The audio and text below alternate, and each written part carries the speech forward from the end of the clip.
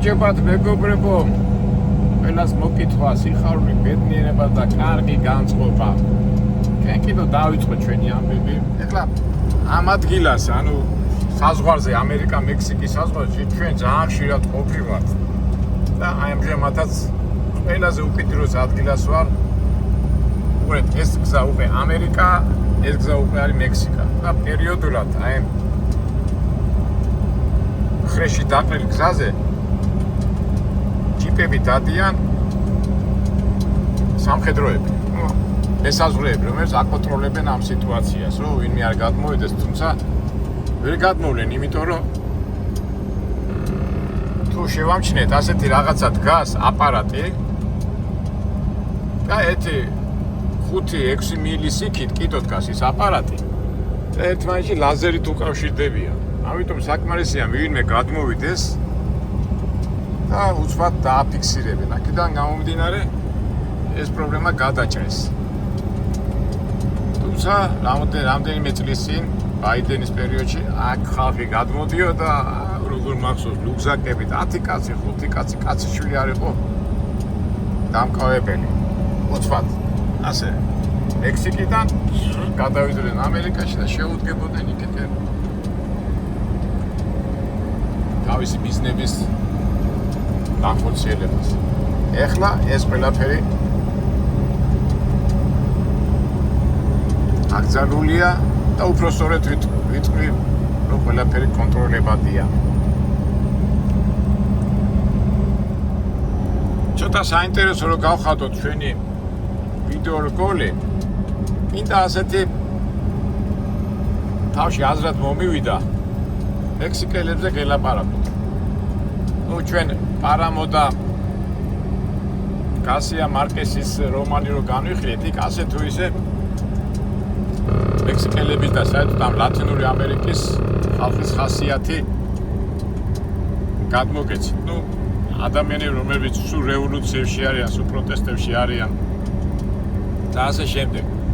ჩემ პირად, ასე ვთქვათ, ურთიერთობაზე მინდა ვილაპარაკო მექსიკელებთან მიმართებაში. აგერას ეგ ჯიპი, პიკაპი ჯიპი დგას, ეს უკვე მესაზღვრეა. ასე პერიოდულად განან ეს მანქანები ერთმანეთს აკონტროლებენ ლაზერის საშუალებით. ეხლა მე ვიმყოფები, აი რუკას რო შეხედოთ, მეგობრებო, ვარ ეხლა ტეხასში ვიმყოფები ზოგადად და ასეთი სასაზღვრო ქალაქია ლარედო.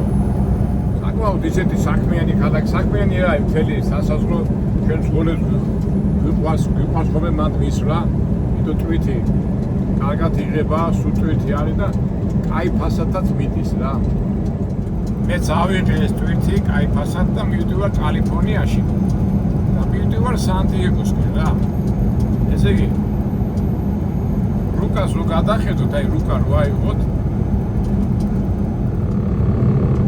ლარედო ხო საზღვარზეა, მექსიკის მხარეს. მერე ეს გზა მიდის და სულ მთელი მექსიკის საზღვრით ჩავალთ სან-დიეგოში. ამიტომ მთელი ახლა რუკას რო გადახედოთ, აი მთელი საზღვრები ახლა რაც ჩანს აგენ, ამას მივუყვებით. და ესე თქმა მინდა ეს ტერიტორია ფაქტობრივად რომ 1855 წლამდე ეკუთვნოდა მექსიკას. თქვენი ცით ისტორია ხო, მექსიკა იყო ესპანეთის კოლონია, მერე დამოუკიდებლობა მოიპოვა, ამასობაში უკვე ამერიკა ცალკე ვითარდებოდა. ამერიკამ რო დაიწყო აღმოსავლეთიდან დასავლეთის ტერიტორიების აღება, ზოგი იყიდა ეს ლუიზიანა, იყიდა ალიასკა, იყიდა აი ეს სამხრეთი ნაწილები სულ ომითაა დაპყრობილი. და ყველაზე დიდი ომი ამერიკასა და მექსიკას შორის იყო 1855 წელს და ეს მთელი ტერიტორიები გახდა ამერიკის სახელმწიფოს. აი მგონი რაღაცა და შემამოწმონ ჯაისა ჯერ საზღვარია. არა ის არ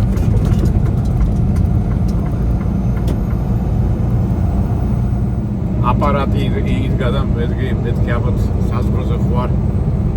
იქ მესაზღვრებით განან და თვითაც ამოწმებენ ხოლმე რა. მეგონა მანდ უნდა შესულიყო.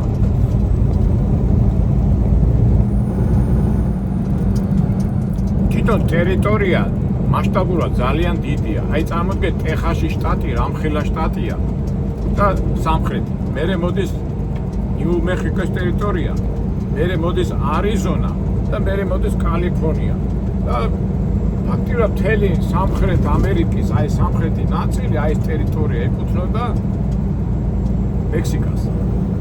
ეხლა ცოტა გაზაფხულია ეს გამწვანებულია ხო რაღაც უდაბნო სტილის აქვეა ბუჩქებით არის და საკმაოდ ისეთი შემაწუხებელი კლიმატია.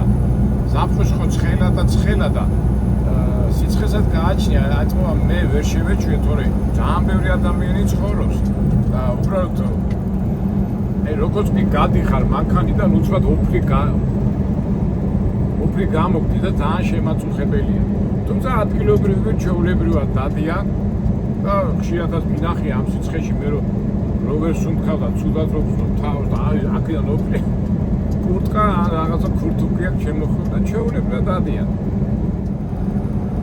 ეხლა ეს როგორი მომენტია იცი ეხლა ჩვენ აი ხშირად აი მიყვის ხოლმე უდაბნოებში საჰარაში და აფრიკაში იმ უდაბნოებში ქვიშიან უდაბნოებში რო ცხოვრობს ხალხი და ჩვენ რო ჩავდივარ და გული ვისკდება დუბაი, კუვეითი და ამის და მაგვარები და ამ დროს არაბები ჩვეულებრივად დადიან იმ სიცხეში კი მაგრამ ისე შეწუხებული არ არიან როგორც სხვები და აი ახაც ასეთი მომენტია და მით უმეტეს ეხლა ტრაილერი ზღური რო ხარ და აქ შენ კლიმატს აქვს კონდიციონერი გაქვს ჩართული, ამას ვერ აქვს, მაგრამ მთელი დღე რომ მანქანაში ძიხარ, გონია რომ გარშემო სულ ასემა, როგორც კი გარეთ გადიხარ, უკვე გაწუხებს.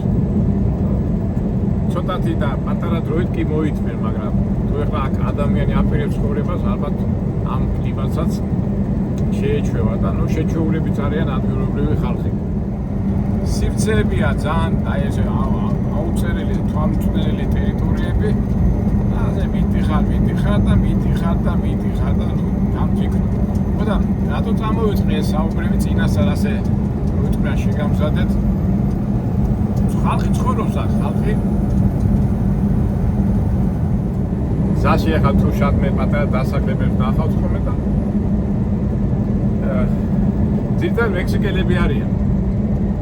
ნუ ორ შემთხვევაში ესპანურად მონაპარაკეები. ტეხასში იარაღის ტარების უფლება გაქვს, იმაში ნიუ-მექსიკოში იარაღის ტარების უფლება გაქვს, არიზონაში იარაღის ტარების უფლება გაქვს, ერთადერთი კალიფორნია, სადაც იარაღის ტარების უფლება არ აქვს.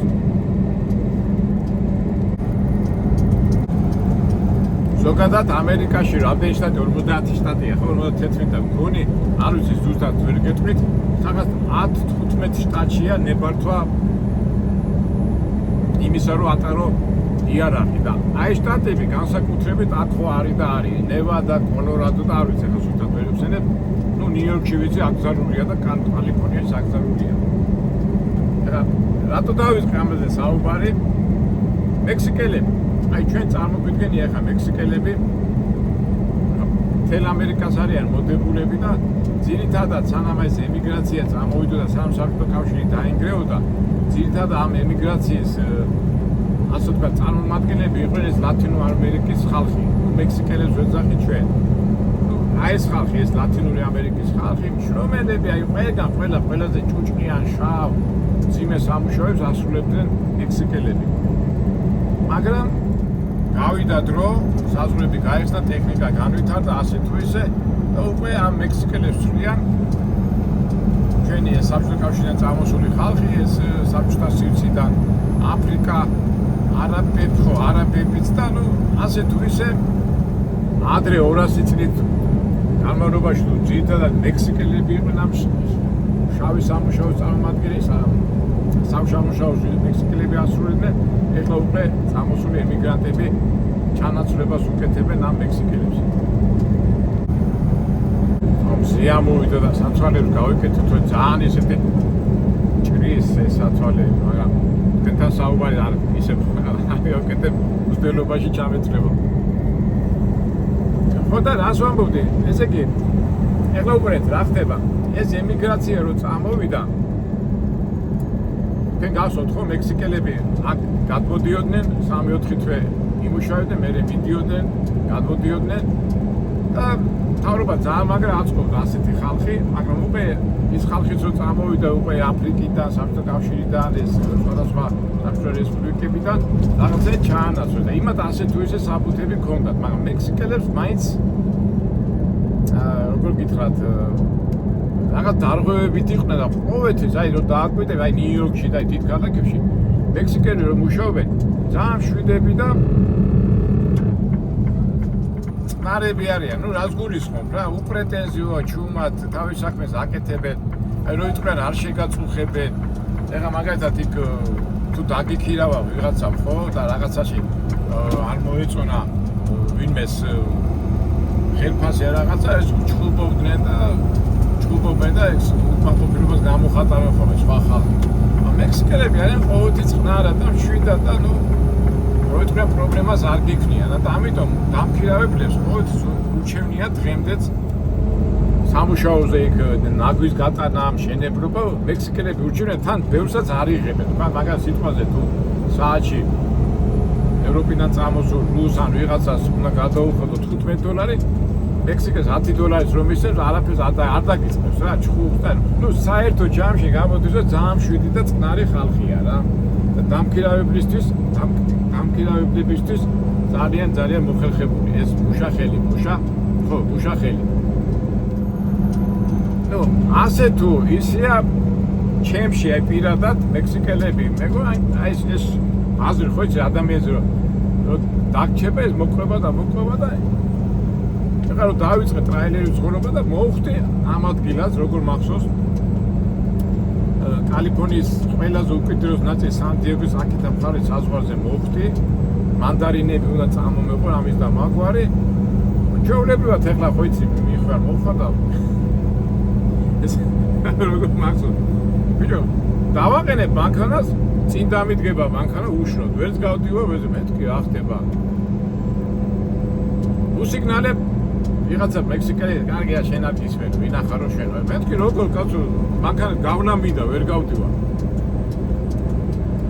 ხელეს მიქნეს გამპულო მექსიკელი ჩავედი და მეთქი მეგობარო შენ რატომ მიკეთე და იმიტომ რომ ეს ჩემი ქვეყანა მე მეუნებ აგრესიულად ვერ გავიგე მეთქი ეს ჩემი ქვეყანა როგორც მე მინდა ისე მოიქცე